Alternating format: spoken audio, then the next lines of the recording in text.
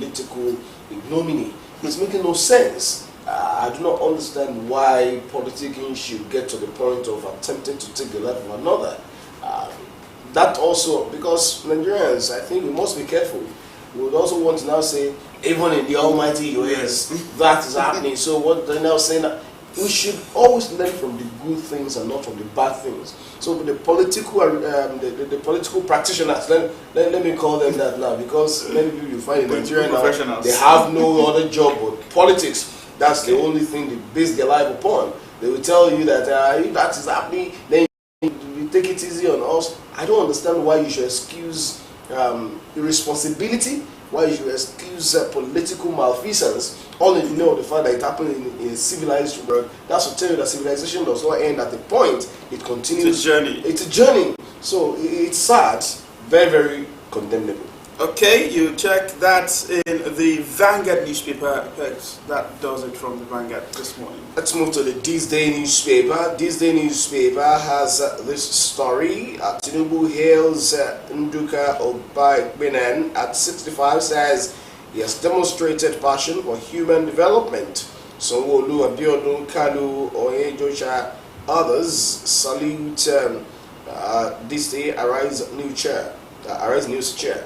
You find that on the front page of This Day newspaper. President Tinubu, Starmer, Macron, other world leaders condemn attack on Trump. That's what we're talking about all the time. Well, you find many people talking about that, of course, condemning that. Well, I don't want to be strong words this one. It's such a so let's leave it at that. All right, away from the This Day newspaper, the Daily Independent is up next. The Daily Independent is leading with this one. Ash economy slows, telcos investment impacts service quality. Maybe you've been trying to make calls and the network is just quite bad, and even network, trying to recharge. Data network. All of that is also part of the fact that the ash environment is slowing telcos investment. What's that environment? I'm beginning to think it's the economy that's also providing that ash environment for telcos at this time. Other headlines in the Daily Independent: Rivers Assembly crisis. PDP denies filing appeal challenging High Court order. We also find this: nobody can stop Benue governor from doing 2 terms. The mighty vows. The people will decide. The electorate, they will vote. So, 2027, Nwodo charges PDP to place premium on engineer democracy. Politicians are already setting their gaze on 2027. Let's check other headlines in the Daily Independent newspaper. But I think beyond setting the tone for politicking in 2027, there should be a way they team up to look at the political quagmire and economic conundrum that we find ourselves as a people. You find the so-called affluent becoming or coming down below poverty line already. You find people who could eat 3 times in a day now coming to manage 2 times a day. Those who are able to go 2 times a day now going once a day, and all many people are concerned with is the 2027 politics. It's not making really sense. But then it's their right to think whatever they want to think. But I also feel that there is no politicking or governance when you don't have people. So starvation, economic downturn, all of those things. Yeah, you might want to say it's a global thing, of course. But what exactly are you doing at your own end to brighten the corner where you are? All right, brighten the corner.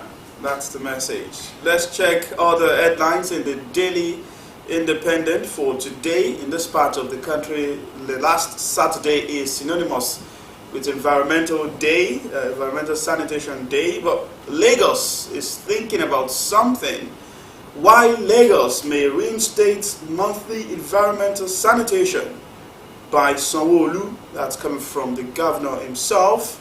We want to check why, perhaps why they removed it in the first place, and why the governor is contemplating bringing it back. NMCC receives complaint from FG against Daily Trust newspaper.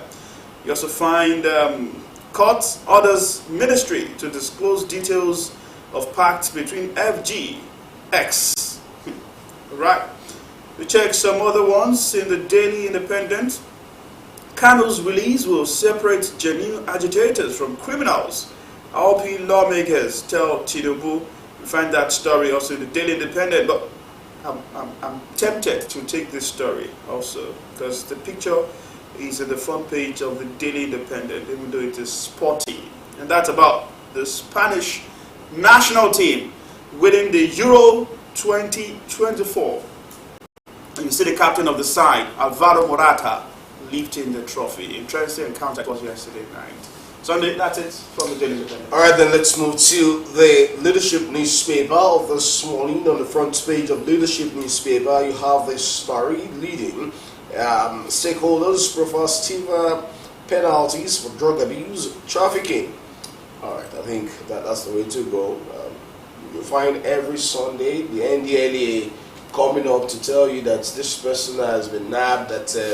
What did you say every Sunday? Of course, I'm a journalist. I get to see the release from the NDLEA. Is it intentional to yes, to the NDLEA says it will be giving Nigerians weekly briefing of its activities, and it chose Sunday at 12 noon to push out roll out the success the success story on a weekly basis. Kudos to Femi Babafemi.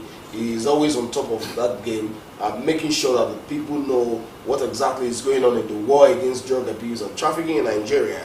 But it's just surprising that no matter how much the NDLEA is doing, some people are just recalcitrantly incorrigible. They just want to continue on the path of ignominy. They want to continue on the path of criminality. And I think I love the fact that the NDLEA is using the Yoruba proverb that if you're not ready to measure it in food, we also not take it out field. Okay. So I think it's making a lot of sense. And at the end of the day, it's very, very certain that government will win the battle if this tempo is sustained and maintained. Now you have this right out to the story. 14.3 million Nigerians abuse drugs. Let be picking on your conscience if you're part of them that abuse drugs. But beyond the figures, 4.3 million Nigerians, 14.3 million Nigerians abusing drugs. Perhaps we just put it into context.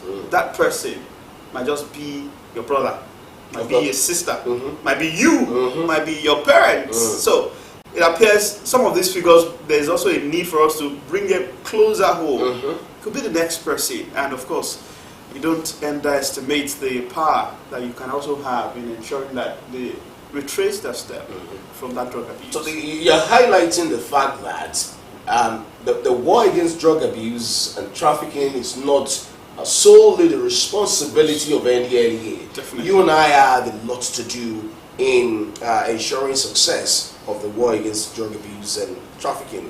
Then you also find this one, 10.6 million hooked on cannabis. Nigeria must wage a decisive war against drug abuse. That's coming from UN.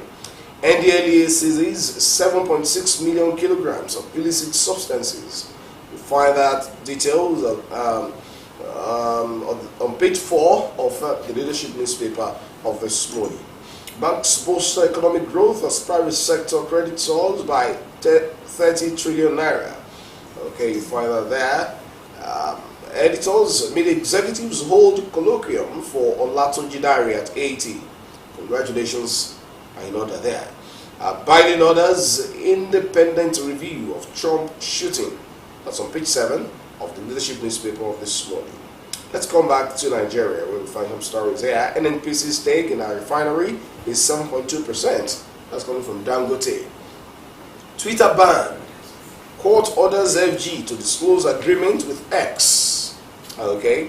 Then FG, I beg your pardon, LG polls, that's local government polls. PDP wins all seats in Adamawa, Delta.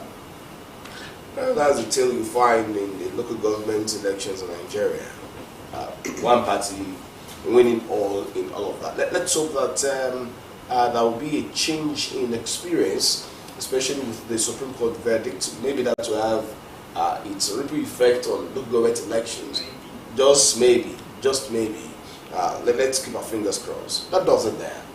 The Monday edition of the Nigerian Tribune, today, 15th July 2024, is also held and it's leading with financial autonomy.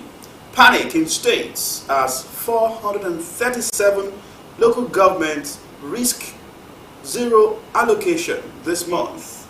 That's on page 3 to 5, page 3 and 5 of the Nigerian Tribune for this morning. Just find riders to that. Fate of caretaker committees, LCDAs, hangs in balance as nation awaits fight back by governors. Question marks over federalism, restructuring. You find that accompanying the financial autonomy for the local government chair. And of course, the one catching my attention is the fact that as nation awaits fight back by governors. And of course, the governors say they will be meeting on Wednesday now. Perhaps we'll have a more robust reaction from them. The chairman of the NGF, that's Kwara State Governor Osrc had said, look, it's a welcome development. It's like taking a burden away from us, of the governors. But they will be meeting on Wednesday, and of course, we will be monitoring closely to see what the meeting will be about, the reactions that will come from the meeting, and of course, what Nigerians will be saying afterwards. Well, it appears that there's not going to be any fight back. Okay. If the of course, you find the likes of the Delta State Governor, the likes of the Kwara State Governor, who is incidentally the chairman of the NGF. You find many other governors who have also come out and say, well, so be it. Then, I think if there will be any fight back, then we'll now ask ourselves, how supreme exactly is the Supreme Court? Okay. The fight back, I don't know, but perhaps, some of these things could also play out, different, you catch me here, I'm looking for another way to find my way around. But you won't take away the fact that the federal government is about the matter. Of course. The federal government wants to ensure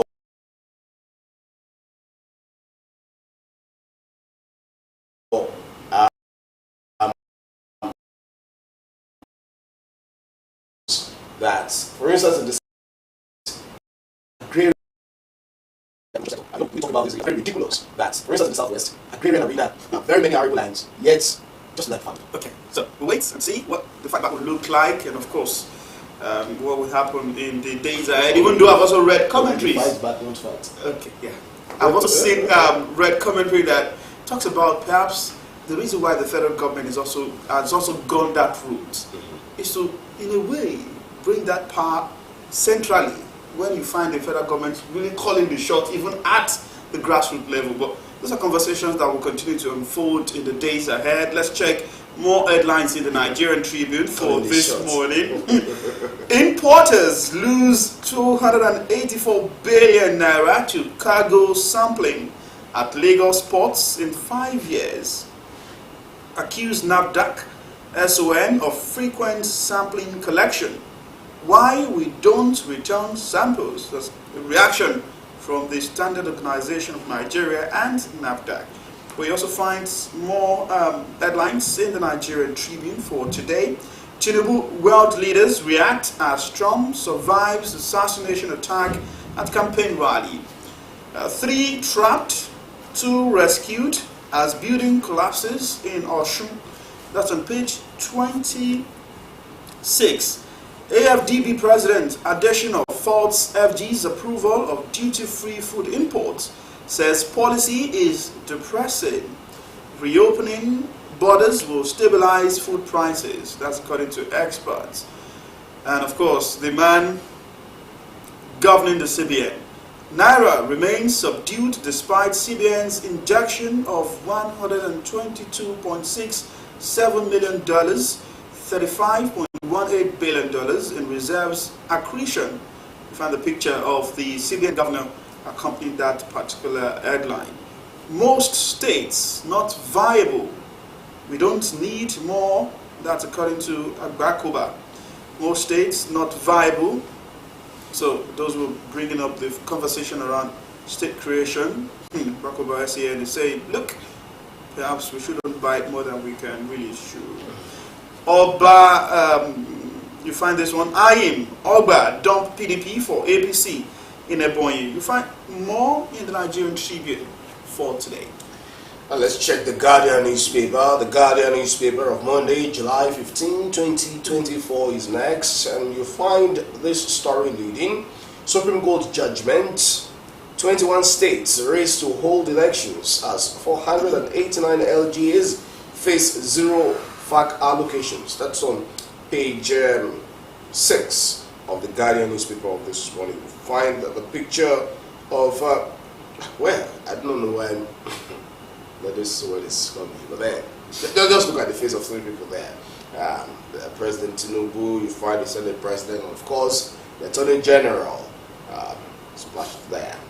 Now, Senate. You also see a picture, a corrupt picture of the Nigeria Governors Forum, I believe, somewhere there. Oh, that's true. That's true. As well as that of the Supreme Court of Nigeria. So, well, artistic definition of the ongoing battle for the soul of local government in Nigeria.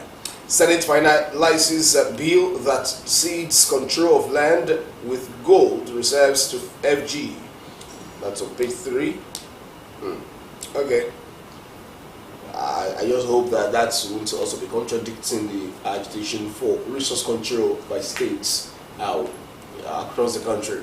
But let's see how all of this will be playing out in the coming days. Lagos Assembly spent 36.7 million naira on non-existing visitors' toilets.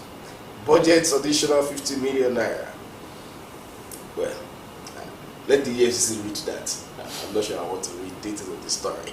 But you get the details of the story there. And then there'll be explanations as far as the issue is concerned. 36.7 million naira on non-existing visitors' toilets.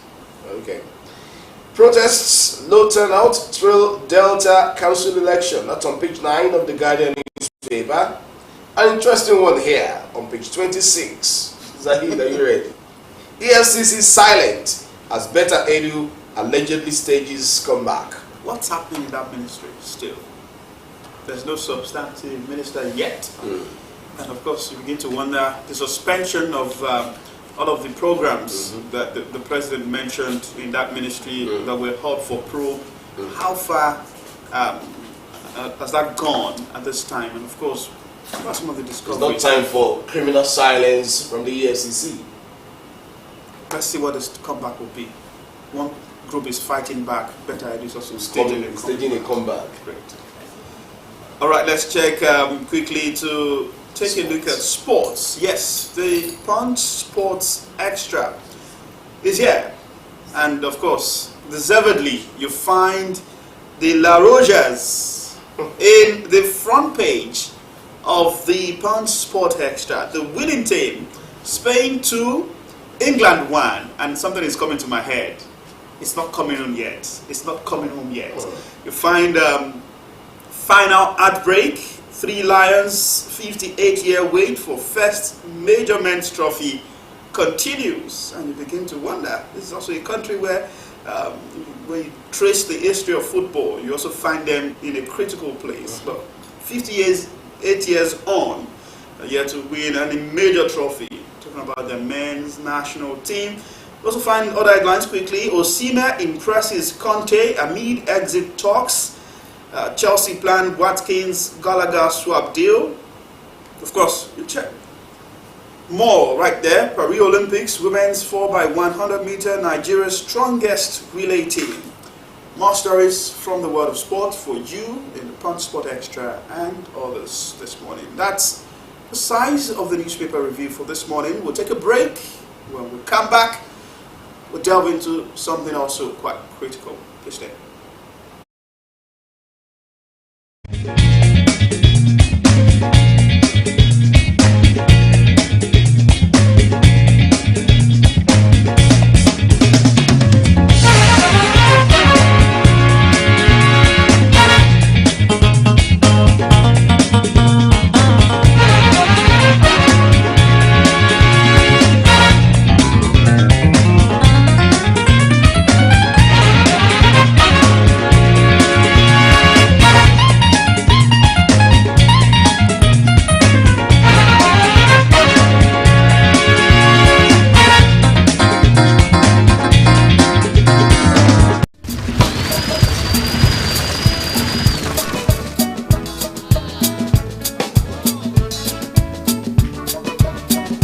As we are all aware, this is also the year for our governorship election.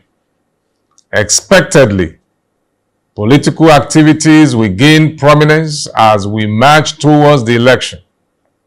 However, let me implore all political parties, aspirants, and their followers to eschew violent conduct that can threaten the peace and tranquility of our state, and ensure that they follow strictly the guidelines issued by the electoral umpire.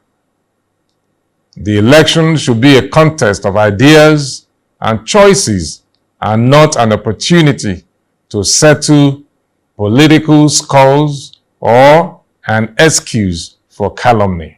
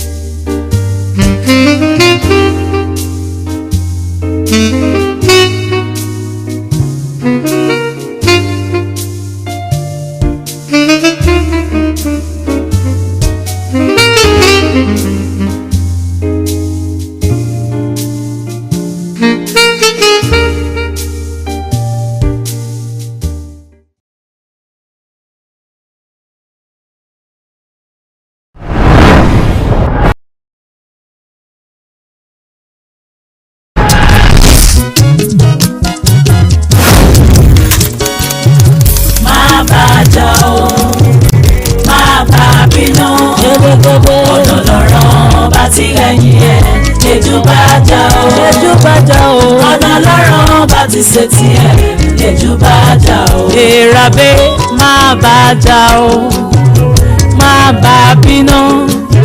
Ọ̀nà lọ́rọ̀ bá ti rẹ̀yìn ẹ̀ lẹ́jú bá jà o. Ọ̀nà lọ́rọ̀ bá ti ṣe tiẹ̀ lẹ́jú bá jà o.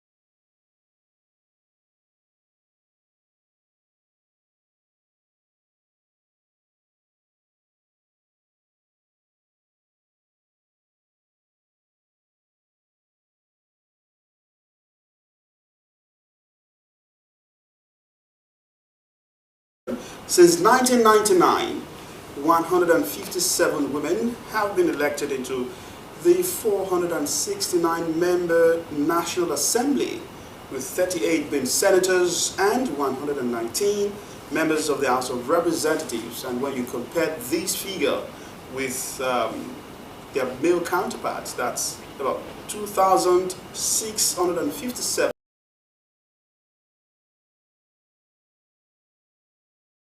Paints a picture of what it is when it comes to women participation in politics, and of course the roles they are playing, and of course the aspirations since Nigeria's return to the Fourth Republic. This morning we have the Special Assistant to Ondo State Governor on Women Mobilization, Mrs. Aino Bayo. Mrs. Aino Bayo. And of course, the focus will be on Ondo women in politics and preparedness. When you talk about preparedness, that tells you also about the coming election and, of course, the days ahead beyond the election. Good morning, ma'am. Thank you so much for coming on the program. Good morning, sir. Thanks for having me here today. What's the climate looking like for women at this time, particularly when we talk about down to the election?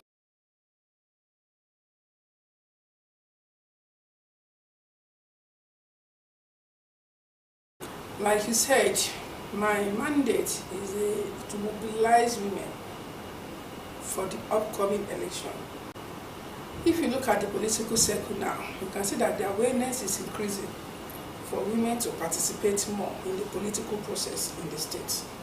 Number one, if you look at the history, it has not been as good as this, because our governor, Honorable Lucky Orimisun Ayedatiwa, has been a gender-friendly governor. If looking at the various appointments he has made so far, he has put women in a key position, and is still going to put more there because he believes in the capacity of the women that are working presently with him. Coming back to your question, mobilizing women in Ondo State has been a bit difficult. Looking at the terrain of our area, which we are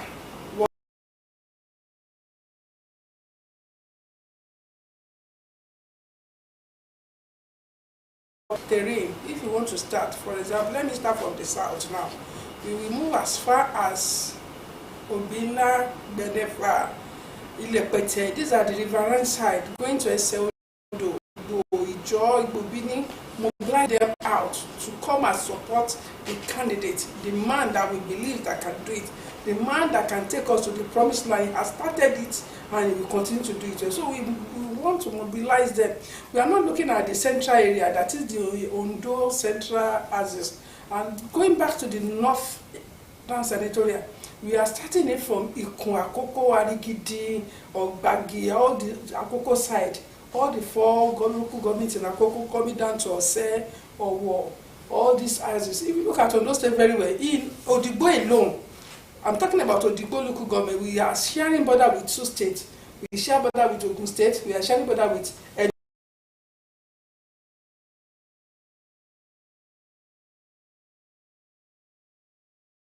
We are sharing border with Edo State again. So, and also in the central here, we are sharing border with Ekiti State and Osun State. All these women are in these various locations in the communities. We want to bring them back. Those who are already out of the fold, we are bringing them to the fold, and those who are already in the fold, specifically the women with PVC. I used to say, if you don't have PVC, you don't have electoral value. My category, my own preaching is not for all the women. I'm targeting the women with PVC that can come out and vote. Having said that, the reason why we are doing this job is that, looking at His Excellency Lucky Orimisun Ayedatiwa, he started well. Immediately he took over the mantle of the leadership by the demise of his predecessor, may his gentle soul rest in peace, that is the former governor.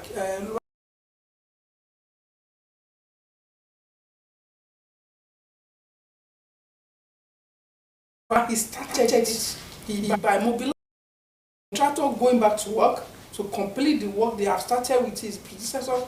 Immediately he went to the education sector. He went to Unimed, he gave them 1 billion, that was in February 1, to complete their capital project that they are doing. He went to Osrc in Okitikupa, he gave them 1.2 billion. Maybe we should situate this conversation around women mobilization and empowerment. Yes, you've talked about what you've been doing to go to the nooks and corners of the state, mobilizing women. And I'm really, I'm lost. I want to know why you feel that women should support your principle. Why should it be at a time like this that it's that you're remembering that there are women in the north, the south, the central? You've analyzed the geographic.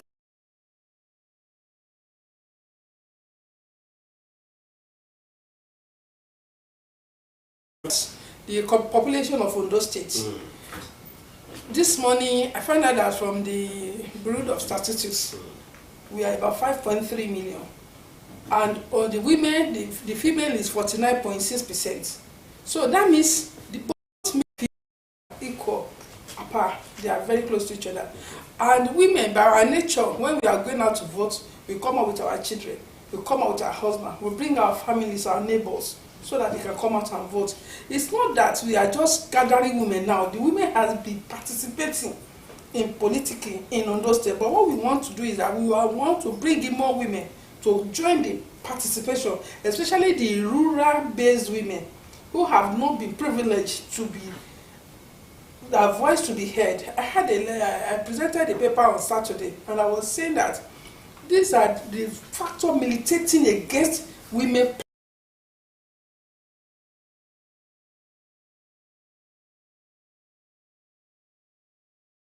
In the parties, the hierarchical nature of Ondo State or Nigeria as a whole, we are looking beyond that. We are looking at the way forward.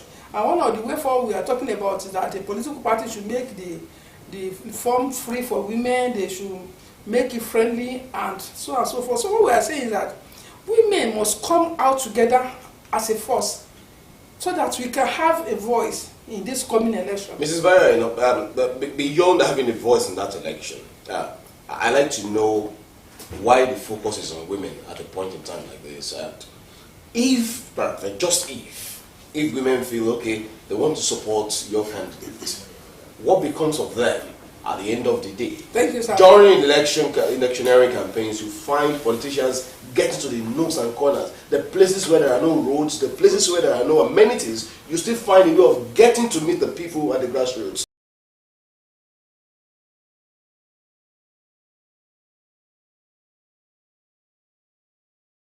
Thank you for that question, sir. Number one, I want to say categorically here that the governor that I'm privileged to be working with, Honorable Okurimisan Ayedatwa, is a man that fears God. He has the heart of God in him, and he has a human face. And if you look at what he has started with, he has started with alleviating the pain that people are going through. We can't rule the fact out that there are pains in the city, there are hunger in the land. And this is not only in Ondo State, it's not only in Nigeria. I can categorically say that it's global. But we are looking at why we are bringing our women is that being my own mandate core area as a women mobilization, my mandate is to bring more women to this political process so that at the end of the day, I can assure you that our governor will not abandon them. Looking at the fact that if they have a representation, they can hold on to the representation that, okay, we asked us to vote for you, we voted for you, we want our reward. And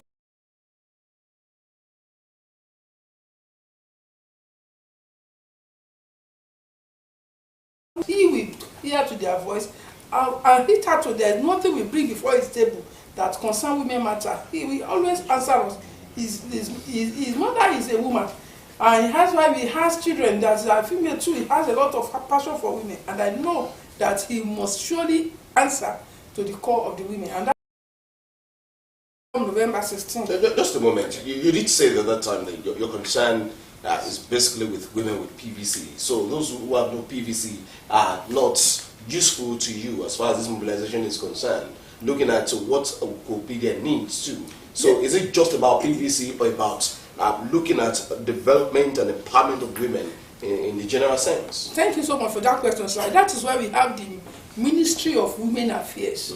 Women Affairs is to look at to encompasses all the women in Ondo State. You may be PDP, you may be APC, you can be ABGA, you can be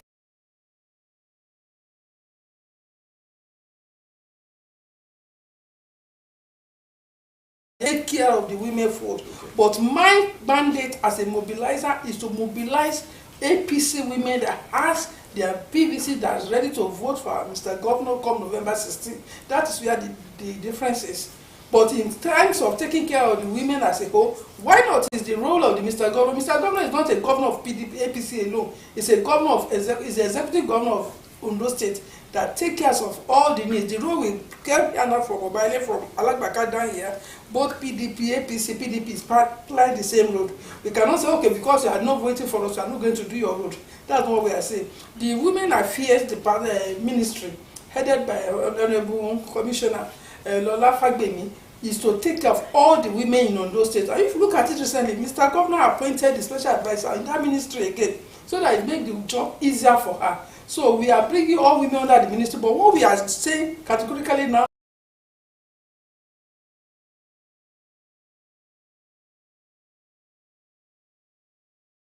impressed from your submission about your analysis of the different part of the state. You really broke it down, going to Bela, even down the riverine area and all of that. But one would say you've rightly agreed in a way that there is hunger in the land.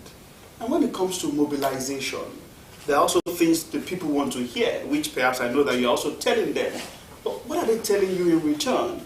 Because you talk about your mandate being, garnering the support of women for your principle. But again, one would ask, what now happens? Because election is a pendulum.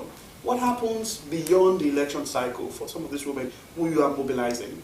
Thank you so much, sir. If you look at it critically, the hunger in the land is not only in Nigeria. Even in the United Kingdom, my son called me this morning, I was telling me a story that is beyond my imagination. That even in UK, they broke.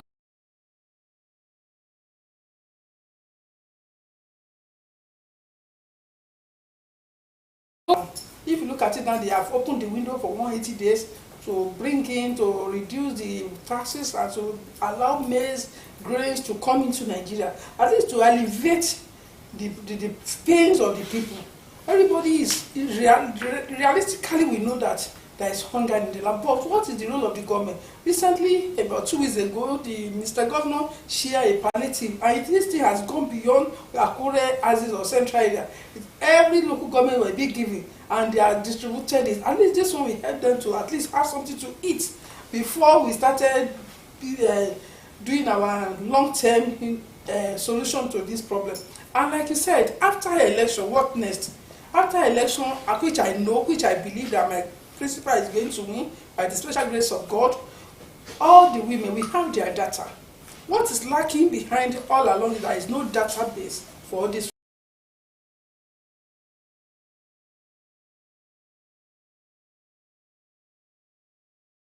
Let us know the women in this local government. Let us know those who can pick up skills.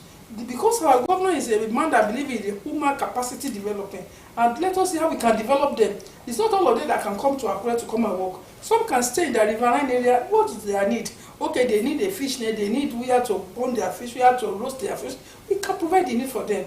We are looking at collaborating with entrepreneurs now, so that we can see how to raise our young children instead of seeing them standing on the roadside in the night and the rest. Let us see how we can let them acquire skill and work on it and be able to be self-sufficient on their own. So our advocacy is not only for the governor to win, but after the governor has won the election, better life for women. And these women laying bare some of their problems to you when you get to their doorstep for mobilization. Yes. What did they tell you? They used to tell us that they don't want to come and vote.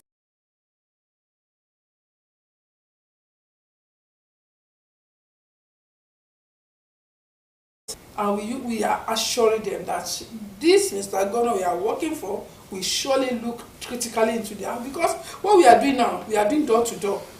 That Yoruba people call it horo si horo. We want to go to every nook and corner of the state, so that at the end of the day, the government can be felt in those areas. What empirical evidence do you have that you know that we listen to the plight of the people, we heed their call if he's elected?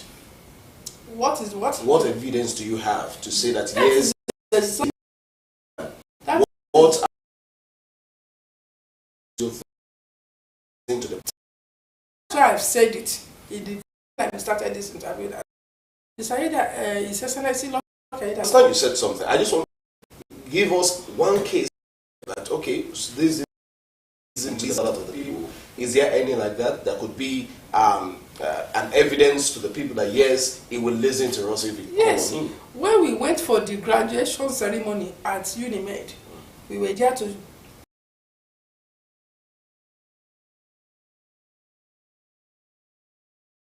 sort out their needs. He promised them, and the next ESCO meeting he had, he approved. The ESCO approved it. At least I'm a living witness to that. When we went to Osrc, and they brought out their needs. Oh, this is what they need. This is what they bring this, and instantly the following week, 1.2 billion for them.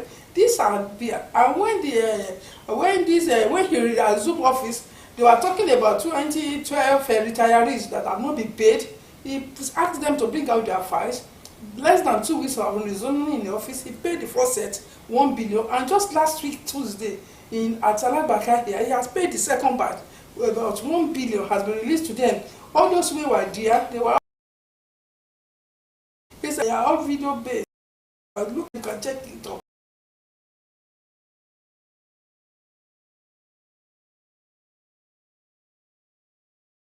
And they are all working. So he's the man that believes we trust him, that he trusts the process, he knows what they want, and he has a human face, because that is where the difference lies. When you have a governor that has a human face, that has a human feeling, you'll be able to listen faster and work so that the people can be happy.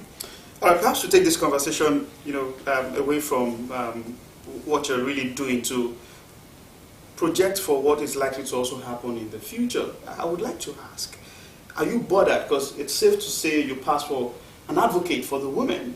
Are you bothered that in this election, the come November 16th governorship election, when you look at the political parties and the candidates and the deputies that they parade, it appears that we just have just a female on the ticket of the political party as a deputy governorship. Are you bothered about that? Not only that,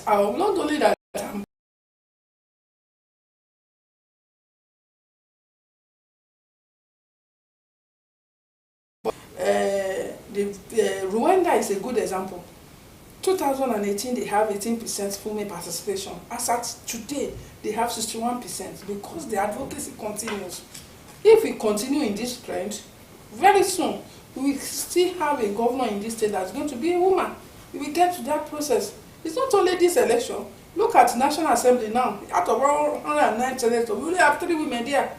And the number of in the Great Chamber, we only have 70 women. So it's not unique to Ondo State alone. And I said it in that lecture, and I want to say it here. The reason militating against women in political, in elective position are numerous. Among others are the cost.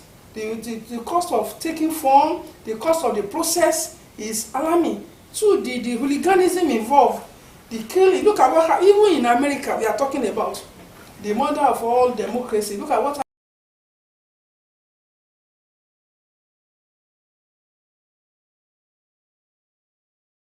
in women. And another thing is that we believe that African society, especially Nigeria, is a patriarchal state where the men has it all, which is not true. So with advocacy, with sensitization, our women will get to that where we are going. A woman has become a former speaker in this state, and we know that we can move higher. It's not only this coming election.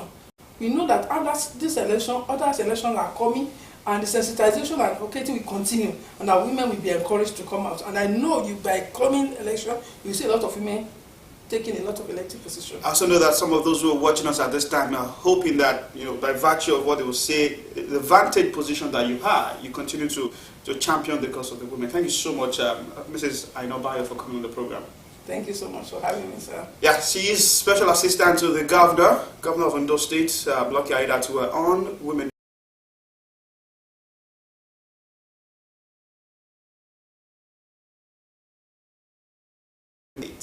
Is right here with us in the studio. Please stay.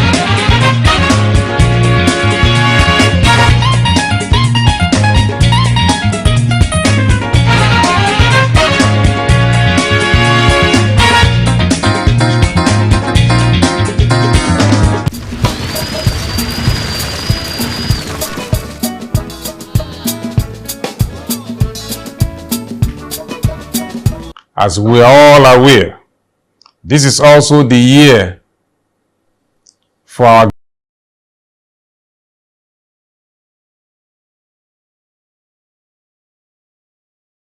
as we march towards the election.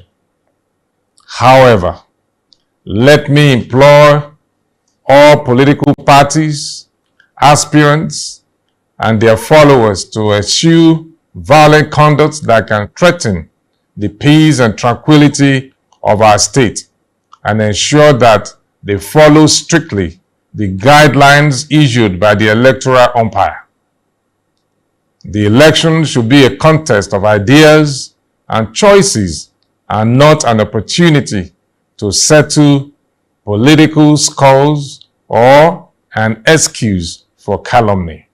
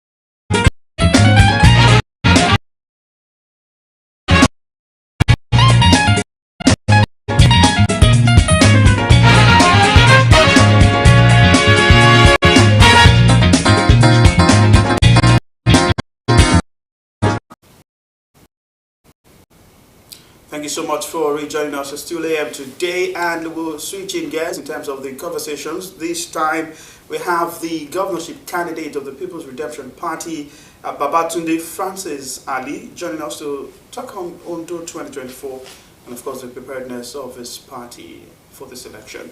Good morning. Thank you so much for coming on the program. Thank you so much, brothers, and thank you, Osrc, for giving us the opportunity to talk to our people. I'd like to start this conversation. In 2020, you were on the podium. I remember vividly at the International Culture and Event Center at the Dome, and you participated in the debate. At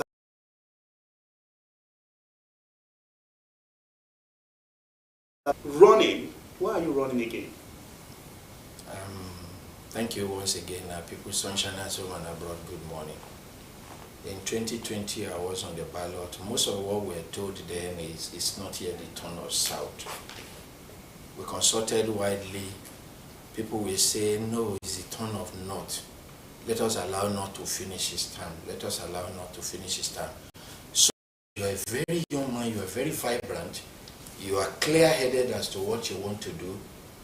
We set out just 3 interventions then as agenda, and the 3 are still there. We only added 2 now. We have added 2. So, and that is to tell you that the reasons for those interventions have not changed. If anything, it was.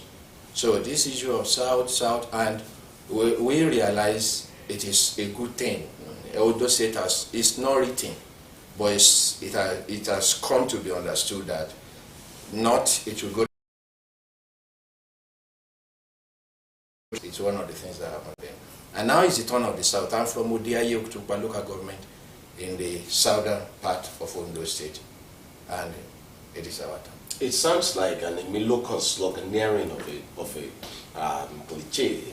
Is it just about, yes, it's our turn, so I want to be the one, or you really have plans and programs different from what has been the experience of the people in the past dispensations?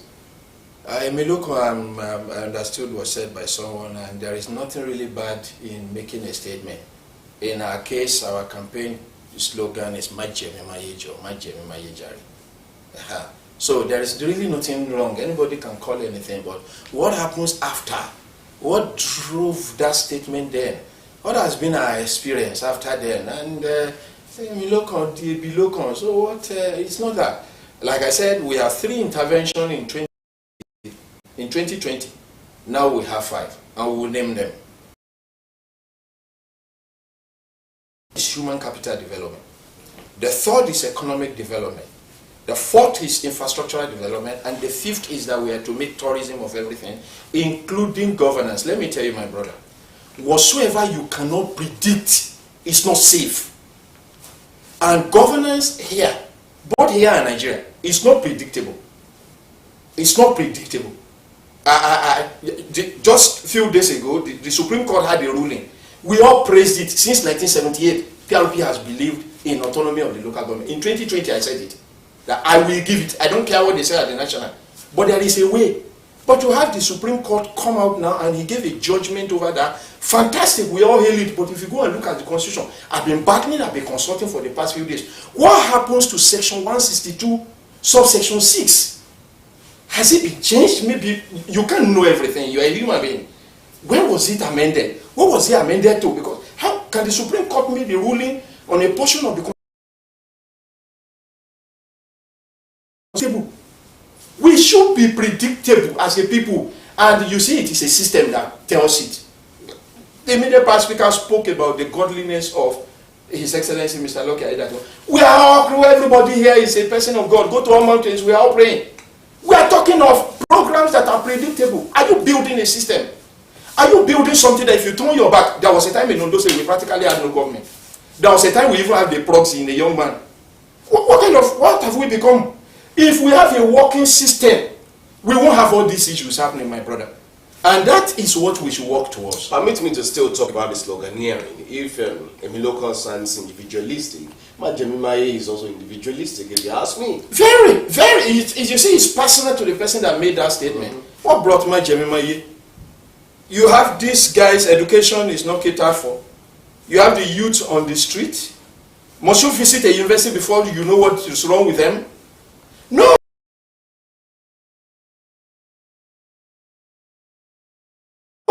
To get to the grassroots, you must create the system that will get to the grassroots. You might have read it in our papers. We presented our manifesto on the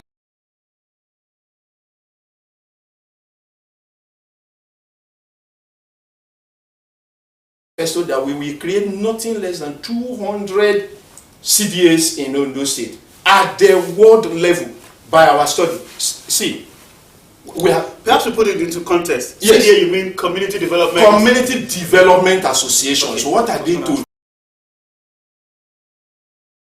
be down there? Of course, there has not been local government in the past 20 years. So if you want to really get to the people, you will have to get down to the world level. And that is the reason our study. We started our study in November last year when INEC released a 1-year timetable. We sent questionnaires out, including to social shiners abroad. These are the things we are planning to do. Vet for us, talk this, and we found out more.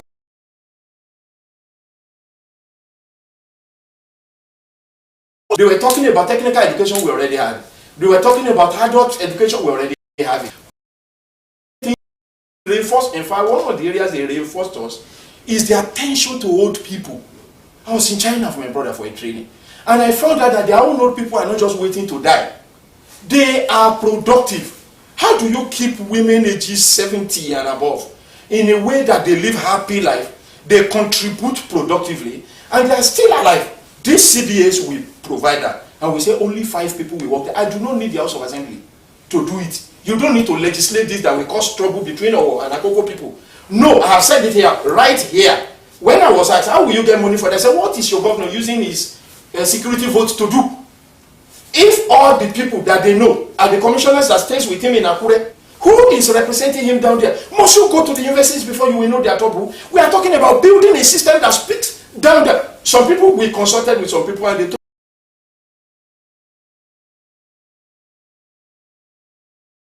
I'm going to be the governor, but whenever you get your CDA office, you will meet my replica. These guys will be working directly on the interventions of government. What will they be doing? They will be gathering database. How do you say you will gather the database of women? How? Oh, you will ask the local government chairman to do it. These guys that don't have autonomy. We will gather the database of our people from there. Number 2, we will have intelligence gathering. Among them, there will be a chairman who is just a political head. The secretary, we have said, it cannot be less than a graduate that is computer savvy because of what he will do. Because that's the guy that will man the portal for the database from that place. They will monitor government projects. If you are given anything to do by the government and it crosses any ward, and there are wards that we even have, for example, Ward 5, Lisa in Akure, have 77 polling units. That ward we have 4 CDAs. 4. Because you cannot give a CDA that have 5 people are going to be working there. They are Akure voting strength alone is 300,000 people. Person or in SLD will be dealing with 4,000 plus or 5,000 plus. So we have shared it in such a way that information from that place will be coming directly for use. That is the reason you need research for policy debate. It's not just waking up one day and giving 1.something billion to some people. When they did budget ties this conversation a bit, and perhaps it's because of the current economic quagmire that Nigeria has found itself. Maybe that's why my mind comes to this sector often. Let's talk agriculture. This is a time where you find local governments and then you also find ministries of agriculture seeming to not be doing much. What exactly would you be doing differently if the people of Ondo State give an opportunity to govern them? Thank you, my brother. Our third agenda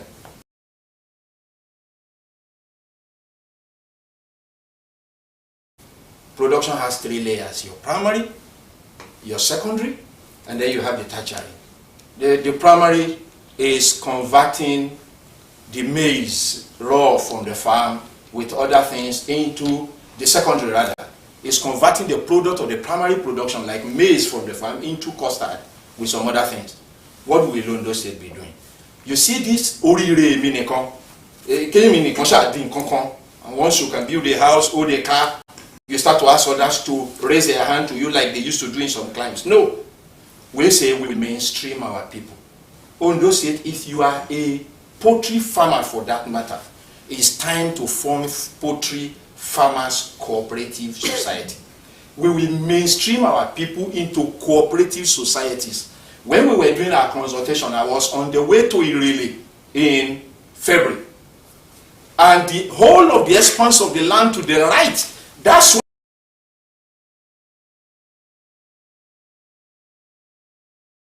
where is it? I look around and there, I couldn't see rice. I saw the swamp. I said, where is it? He said, sir, you have no rice. You saw it, you say, I've done a training for them in the office. And we already have some people studying geomapping the state, studying the areas where a particular crop will be best. We are not talking about farm of 1 acre, 2 acre. Most of you we are reviving farm settlements. We are reviving in such a way. I have said it in Ondo State. See, money is just something to show that you pay for something. Trade by barter is still happening in some places in the world. I've seen it. We will bring in produce markets. When you bring your own, a big It is mainstreaming into their groups. That will help them to access expertise. It will help them to access loan much more easily.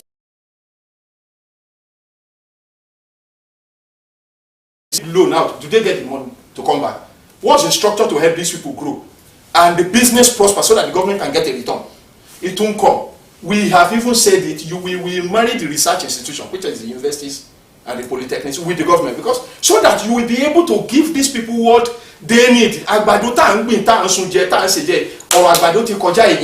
But before you can go into secondary production, your primary must be boom. Why is Nigeria dying over oil? If not, we don't have the research. For some of our viewers who are watching right now, they say, yes, fantastic. Politicians have very lofty ideas. Talking about you also going in terms of research and, of course, getting your data and planning perfectly. They would say, but the question again would be, of all of these ideas we've been seeing, sometimes the implementations do not just come. Sometimes they never arrive. What have you foresaw or are you seeing as a challenge to some of these lofty ideas you have? Thank you, my brother.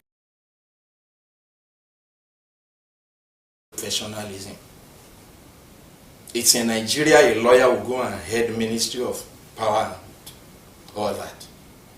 You do not politicize professionalism. I'm also a proficiency certificate holder in monitoring and evaluation. And that's why I was talking about predictability. If you cannot see the end of a project, having planned everything on ground, you cannot start it without failing. That is why we are failing. There is no proper planning. INEC released in November. We began research in November. We ended it in February. And by February, March, we began to travel around. These things that came in, how I want to see life on ground. I have done my traveling. The people that are working on these papers are still not just sitting down in the house and drinking wine and behaving as they like. How do you get to where you are? See, in every intervention, there is your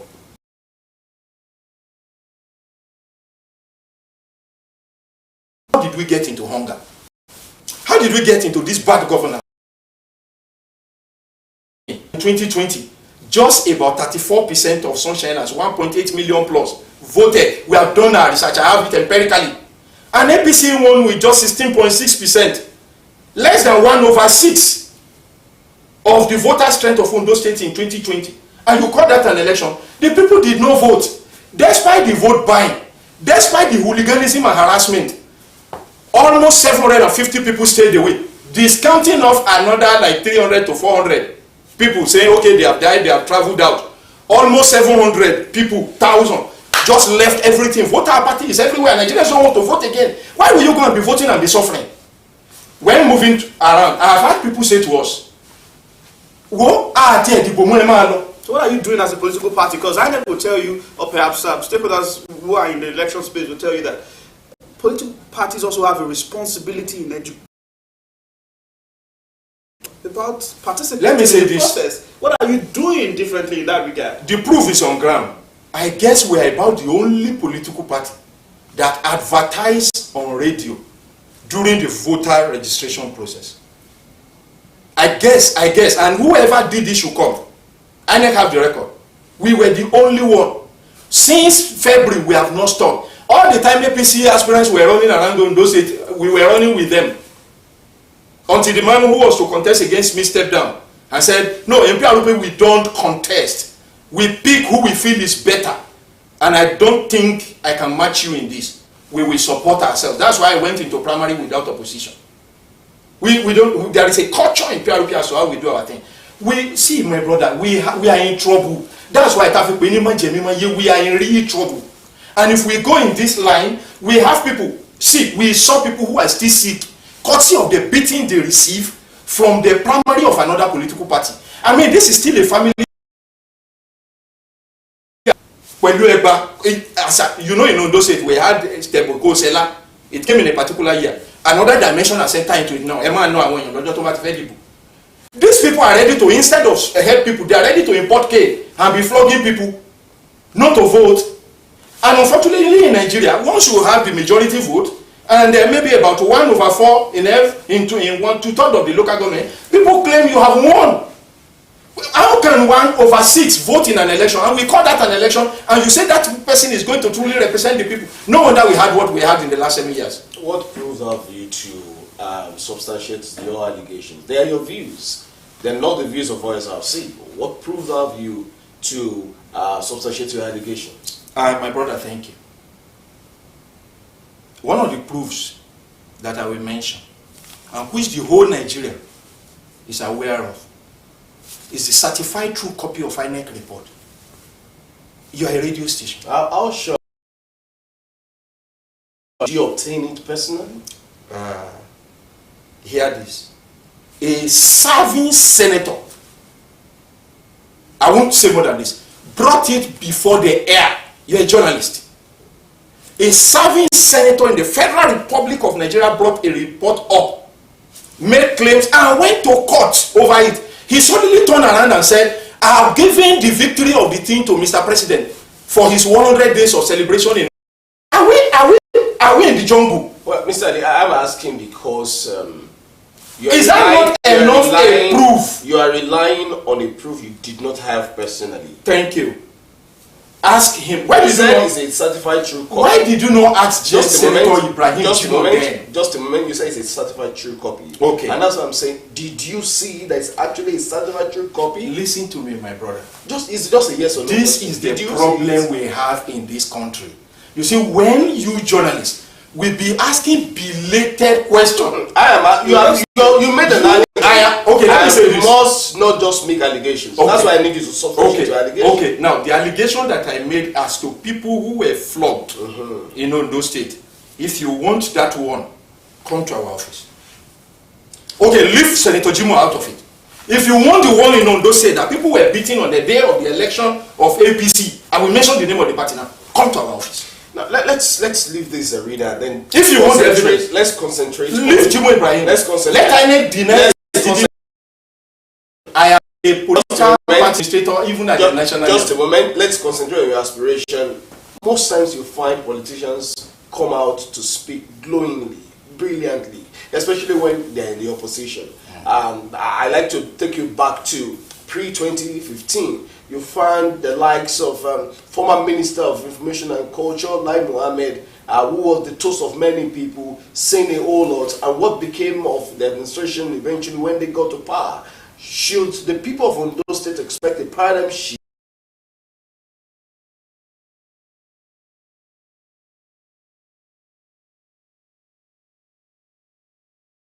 Realize perhaps and then you did not know that with the national to need to connect the dot or connect the national. That's what we hear.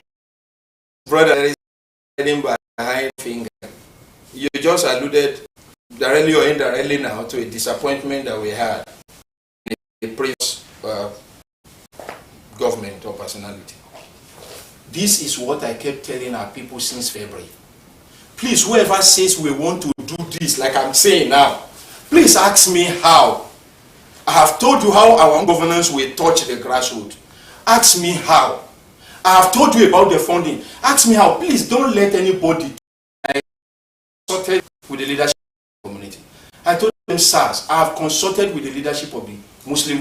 I said, sir, no.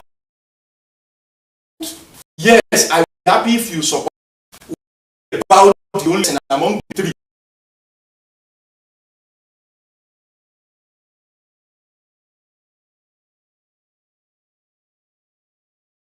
Take it to the technocrats and let them query it.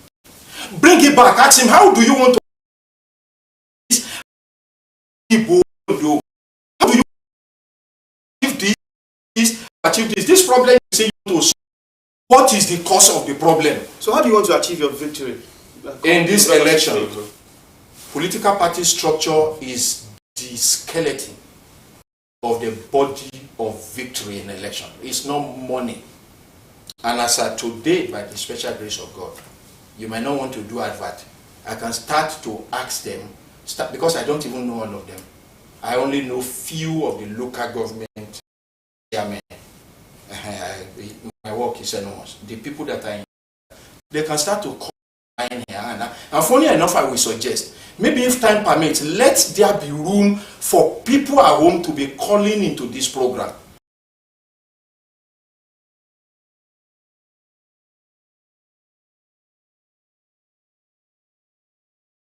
People are allowed to be calling into this program. I am so sure you will have ward coordinators calling in immediately. There was a design online since yesterday or day before yesterday of this program. I can guarantee to you now, some people, the last time I was on Crest, people gather as far back as Igoba.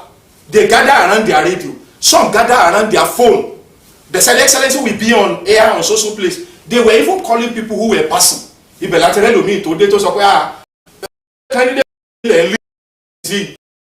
And he listened and said, people move. Oh, that's the person who know that be to found out pé o tell àwọn people yìí so my brother ẹ jẹ́ ká sọ fáwọn èèyàn wa ẹni tó bá ti sọ kó fẹ́ sọ ọkùnrin dé obìnrin sọ wá ṣe fẹ́ sọ.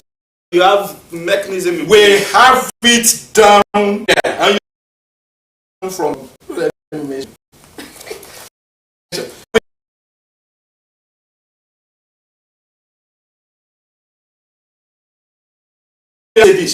I personally,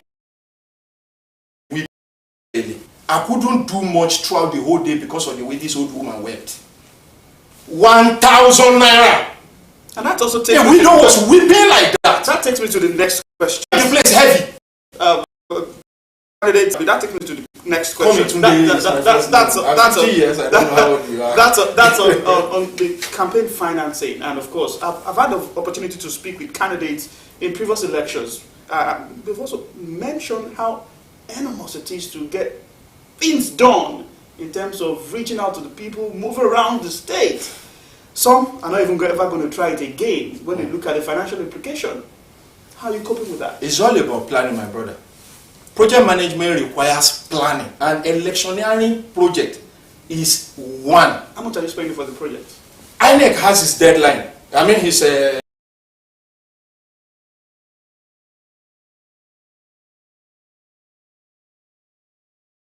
you see, go and write this down. PRP will never break any law. It's not possible. Go and find out from our forefathers. How much are you looking from for the whole thing? You want to sponsor us? I'm asking you. How much are you looking if you can tell people to sponsor us, it's not to come and give us money. This is the sponsorship we are looking for. Not everybody in the state will see me physically before then. And even if everybody will see me physically before then, talking to everybody, almost 6 million sunshiners will almost kill me. Please tell our people what you have seen. This is not a project of PRP. I said it when I was giving my acceptance speech. The Nondo said that this will not be the government of PRP. It will be the government of the people. Inclusive governance. Inclusive governance. Inclusive governance. They talk about women. Let me add this. In each of those CDAs down there,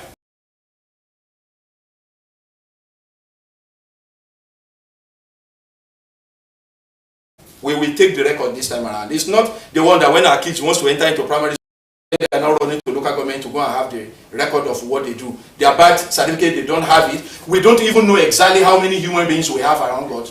We don't. In fact, one of the people that will be working in those CDs, among the 5, one of them is a non-indigent. One is the non-indigenous affairs secretary in that CDA, in that ward. Now, you seem to have a whole lot lined up. Now, I'd like to know something. Most times when we have elections like this, and then politicians will say there are political parties that are not as popular as they are, and all of that. And what you find out in the final analysis is that one political party stepping down. Just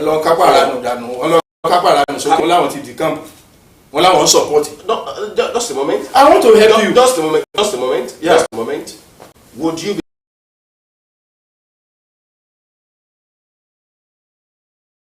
average man on the street? Go and ask them. May God bless his soul. The former chairman of PDP, I'm saying this on air, Adams. He said it openly. He said only PRP will not do it. It's someone else who came to tell us. And it happened in 2020. We were the only party left against APC and PDP. 10 of them or 11 went to raise their hand for PDP. SDP went to APC. PRP went all through. Let me now tell you, few cards of polling agents were not given out because the people disappeared at the 9 minute. They still brought the card back for statement reporting to the state executive. This campaign team, this is the card that was not distributed in reporting. PRP was left. Brothers and sisters at home, sunshiners, home and abroad, PRP is contesting all the way for the generality and for the good of the generality of our people. If anybody tells you we have become to what the result of the last election was, what it will be come November 16, 2024 in the Ondo governorship election. Thank you so much. People's Redemption Party governorship candidate, Babatunde Francis Ali, for coming on the program. Thank you so much, brothers. Osrc, thank you for giving us the opportunity. If I can't know about it, by God's grace, I need disappointing. Right, that's where we call it a wrap this morning on AM Today, and of course, it's a new week, Sunday. Interesting conversation it's been all along. Let's do this again Wednesday morning, God willing. I am Sunday Kolawole. Please